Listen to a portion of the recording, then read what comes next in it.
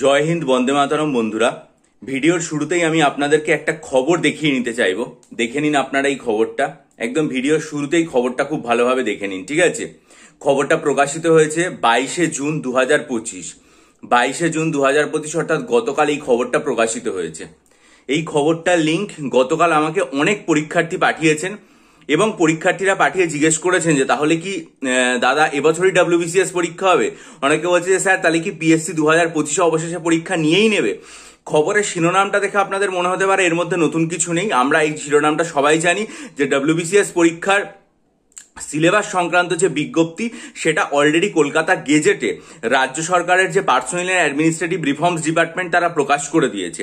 কিন্তু খবরের ভেতরে একটা কথা উল্লেখ করা আছে নিজস্ব প্রতিনিধির তরফ থেকে, যেখানে বলা হচ্ছে যে মন্ত্রিসভার বৈঠকে অনুমোদন প্রাপ্ত হওয়ার পর পরীক্ষা সংক্রান্ত যে প্রস্তাব সেটা নিয়ে বিজ্ঞপ্তি জারি হয়েছে কলকাতা গেজেটে এবং চলতি বছরে রাজ্য public service commission PSC WBCS পরীক্ষা নেবে বলে প্রশাসনিক সূত্রে ইঙ্গিত পাওয়া যাচ্ছে।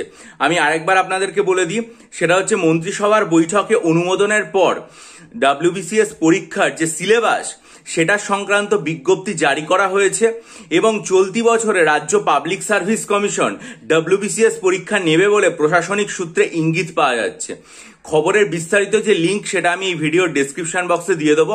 আপনারা যদি প্রয়োজন বোধ করেন তাহলে অবশ্যই ডেসক্রিপশন বক্সে গিয়ে পুরো খবরটা ভালো করে পড়ে নেবেন। দেখুন, এতদিন পর্যন্ত মোটামুটি আমাদের মনের মধ্যে সবসময় তো একটা আশঙ্কা ছিল, বা যে আশঙ্কার কথা আমি এই চ্যানেলে বারংবার ব্যক্ত করেছি, যে পরিস্থিতি যেদিকে যাচ্ছে তাতে আমার অন্তত মনে হয় না যে এবছরের মধ্যে WBCS পরীক্ষা আদৌ আর কি অনুষ্ঠিত হবে কিনা।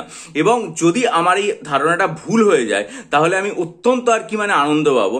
কালকের এই খবরটা দেখে সত্যি আমার খুব ভালো লেগেছে যে যদি রাজ্যের প্রশাসনিক দপ্তর থেকে এরকম সিদ্ধান্ত নেওয়া হয়ে থাকে এবং এই পত্রিকার কাছে এই খবর সূত্র মারফত পৌঁছে থাকে যে এবছর পাবলিক সার্ভিস কমিশন পরীক্ষা নেবে, তাহলে কিন্তু এটা আমাদের কাছে অত্যন্ত সুখবর।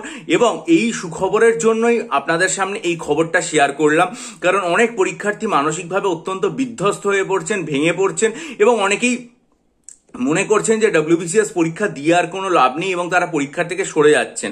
আপনাদের যদি মনে হয় যে না, এই খবরটা দেখে আপনাদের মনের মধ্যে কিছুটা উৎফুল্লতা তৈরি হয় যে না এরকম একটা সম্ভাবনা তৈরি হয়েছে, সেই জন্যই আপনাদের সামনে এই খবরটা শেয়ার করা।